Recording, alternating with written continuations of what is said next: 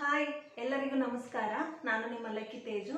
ಇವತ್ತಿನ recipe egg ಪಲ್ಯ, egg bhurji ಮಾಡೋದು ಹೇಗೆ ಅಂತ ಹೇಳಿ ನೋಡೋಣ.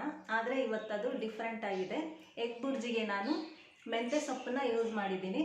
ನೀವೇನಾದರೂ ಮೆಂತೆ ಸೊಪ್ಪು ಯೂಸ್ ಮಾಡಿ ಈ ಪಲ್ಯ ಮಾಡಿದ್ದೀರಾ?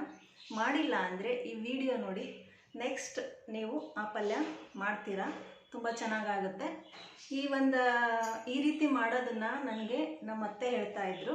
ಅಂದರೆ ನಮ್ಮ ಅತ್ತೆ ಅಂದರೆ ನಮ್ಮ ಮನೆಯವರ ತಾಯಿ.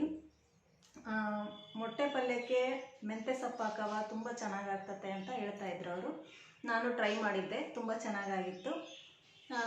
ಇವಾಗ ನಮ್ಮ ಅತ್ತೆ ಇಲ್ಲ, ಈಗ 6 ಮಂತ್ಸ್ ಆಯಿತು ಅವ್ರು ತೀರ್ಕೊಂಡು. ಆದರೆ ಅವ್ರನ್ನ ನೆನೆಸ್ಕೊಂಡು ನಾನು ಈ ಒಂದು ರೆಸಿಪಿನ ಮಾಡ್ತಾಯಿದ್ದೀನಿ. ಬನ್ನಿ ಹೇಗೆ ಮಾಡೋದು ಅಂತ ಹೇಳಿ ನೋಡೋಣ.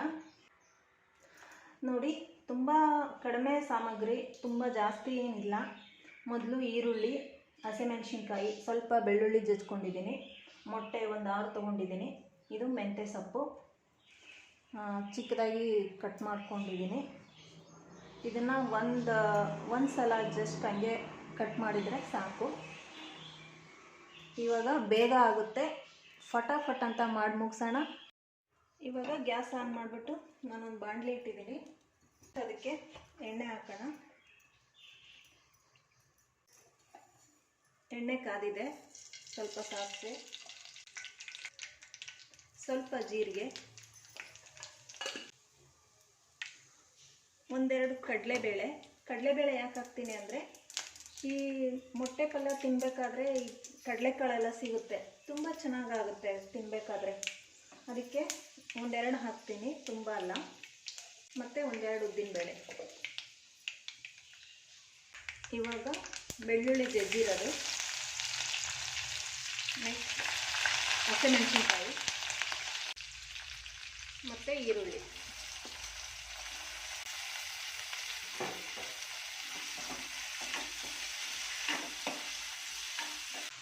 ಸ್ವಲ್ಪ ಉಪ್ಪು,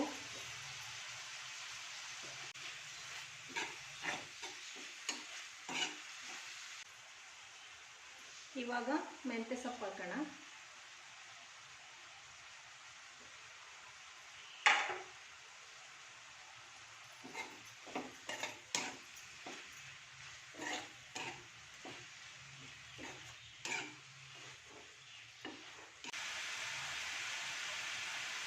ಇವಾಗ ಒಂದೊಂದಾಗಿ ಮೊಟ್ಟೆಯನ್ನು ಹಾಕೋಣ.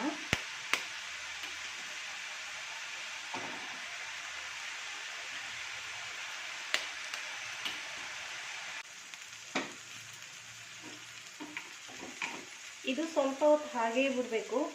ಹಾಕಿದ ತಕ್ಷಣ ಕೈ ಆಡಿಸ್ಬಾರ್ದು, ಎಲ್ಲ ಗಜಿಬಿಜಿ ಅನ್ನಿಸ್ಬಿಡುತ್ತೆ.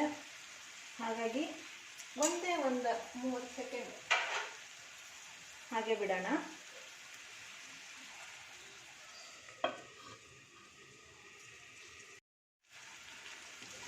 ಇವಾಗ ಇದನ್ನು ಸ್ವಲ್ಪ ಚೆನ್ನಾಗಿ ಮಿಕ್ಸ್ ಮಾಡಬೇಕು.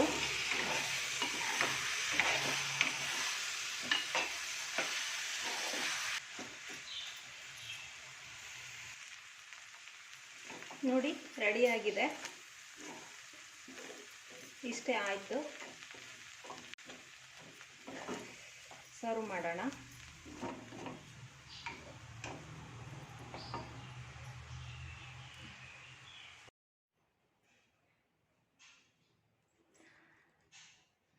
ನೋಡಿ, ಮೆಂತೆ ಸೊಪ್ಪಿನ ಎಗ್ ಬುರ್ಜಿ ರೆಡಿಯಾಗಿದೆ.